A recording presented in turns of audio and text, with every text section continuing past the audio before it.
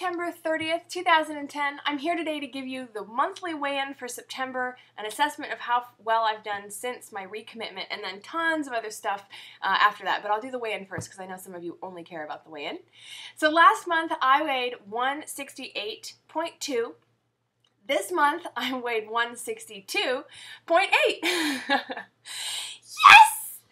You guys have no idea how exciting that is. It's finally showing on the scale, and I have had to be proving to you guys that I'm doing well with calendars and with clothing, and this time the scale says it all.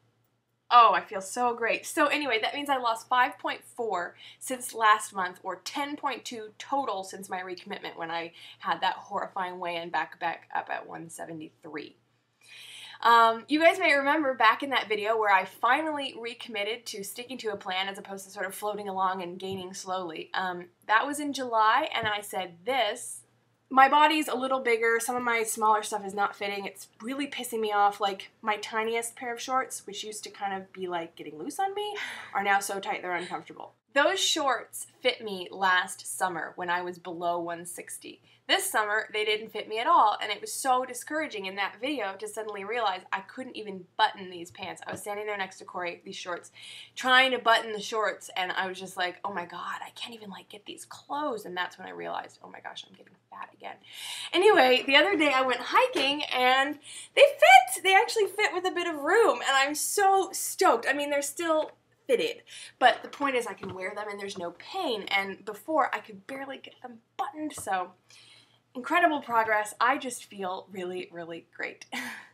I wanted to clarify one thing that I had said a couple times and people were confused when I've been saying that, you know, I've been off for a year, I've been off track. The point is that since last summer when I was raw and I was in the 150s, I have struggled with staying on track. So I wasn't off track for a year. I didn't go completely disappear from the weight loss community. Obviously, I was making below the yellow line. I was still making weekly videos sometimes. No, the thing was that I was as off track as I was on track. So for like a year, I felt like I was just on track for a week, off track for 2 weeks, on track for 2 weeks, off track for a week, and I was just, the whole year, it was like I could not stay on the wagon. I just continued to derail. I continued to derail the train, and I could not get any momentum going forward because I wasn't staying on plan. This is the longest I've been on plan in a year. I've been on plan for a few months now, and I just feel really awesome. And obviously, it's showing in the scale, in my body, and my skin, and my energy. It's just been awesome. On the exercise front, however, I haven't been exercising as much as I wanted to. I have been up until this particular week. I actually worked out 5 times last week, and then I worked out once on Sunday. And then since then, I haven't done any exercise because I pulled something in my butt. I was like really in pain. It's finally feeling better. So I'm thinking today I'm going to do kettlebells, still not going to push the legs, and then tomorrow do my first run in a week. And it sucks. I did not want to take that long off from running, but I mean, I pulled my butt. Like, it literally was in so much pain I couldn't put weight on it for the first days. Like, every time I took a step, it was ow, ow, ow. So at least now I only notice it when I really try to stretch it. So it's definitely healing and doing better. So this month, I'm still reading, and the first thing I'm going to read, or I've been reading, I'm almost done with it because it's not very long, is Food Rules by Pollan. This is my, favorite man on the planet besides Corey and Jason, I suppose, and my dad. I love Pollan. I love Pollan. Anyway, this is the boiled down, very straightforward advice book on how to eat from the bigger book, which I don't have right now because I lent it to a friend, called In Defense of Food, which is a masterpiece of wisdom, research, and common sense regarding food. So anyway, In Defense of Food, when I read it last summer, it changed my life. And this book is awesome. There's some great, basically it's just 60-something guidelines for how to shop. And if you follow these guidelines in the supermarket and in your meal choices, you will be the healthiest you can be. Now obviously, if you're starting with a really bad diet, this is going to take a while to follow. But since I was raised vegan and then vegetarian, I basically have spent my whole life eating healthy. It's only in the last decade, since 15, 17, that I've really eaten badly, and that's when I put on all the weight. So anyway, I'm loving this. It's taking me back to center. It's reminding me I want to eat non-processed.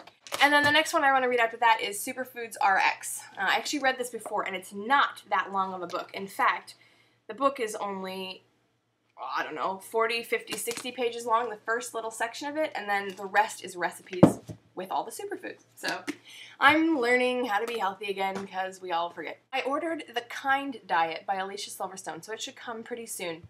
I have literally had at least 1, if not 5 to 10, emails a week since her book came out from my subs telling me, you have to read Alicia Silverstone's new book, you have to, it's so amazing. But like, I have been inundated with people telling me, you have to read this book, and I just haven't, because I've been like, oh, I'm doing raw, I'm doing my own thing, I already know everything I need to know, but I watched her lecture on Google, and I thought she was just phenomenal, and her opinions, especially on raw foods, was exactly where I was coming from. It was just getting a little too stressful, and lots of like blenders, and juicing, and dehydration, and it was very frustrating. And so what she had to say really spoke to me. So I've got the book finally, and I will finally read it. And I will report to you guys when I've read it and what I'm doing. Obviously, some of you have noticed, I'm following the exact same baby steps I did when I first started losing weight. First, I just started getting my calories under control. Then I started adding a little bit of exercise. Then I started to really monitor what I was eating in terms of junk food versus real food. And then I started exercising a lot more. And what happens next? Some of you remember October 2008. I started eating non-processed or clean, or we could also just call it food, not edible food-like substances. So I am in the process of becoming once again a clean eater, but it's going to take quite a while, and I think probably in the next month or 2 I should be entirely clean eating, and I'm going to of course be using the rules from Food Rules because it's amazing, and probably tons of information from Alicia's book, The Kind Diet, once I get it. Alicia Silverstone, maybe I'm saying it wrong. Sorry if I am. So I'm really, really excited. I've been following all the baby steps I followed the first time I lost weight. I've been doing them about double time, so 2 to 3 times as fast as I did before. And so I'm very confident that the next stage, now that my weight is going down and I'm exercising and my calories are under control, the next hurdle has to be the quality of my diet. So that's where I'm going. Eventually that will turn me into vegan and 60% raw vegan, and then I will be super health woman, but that's way down the road. For now, I'm focusing on eating cleaner. I'll see you guys next week. I definitely do not think that I will lose another 5 pounds this next month. I'm aiming for 2.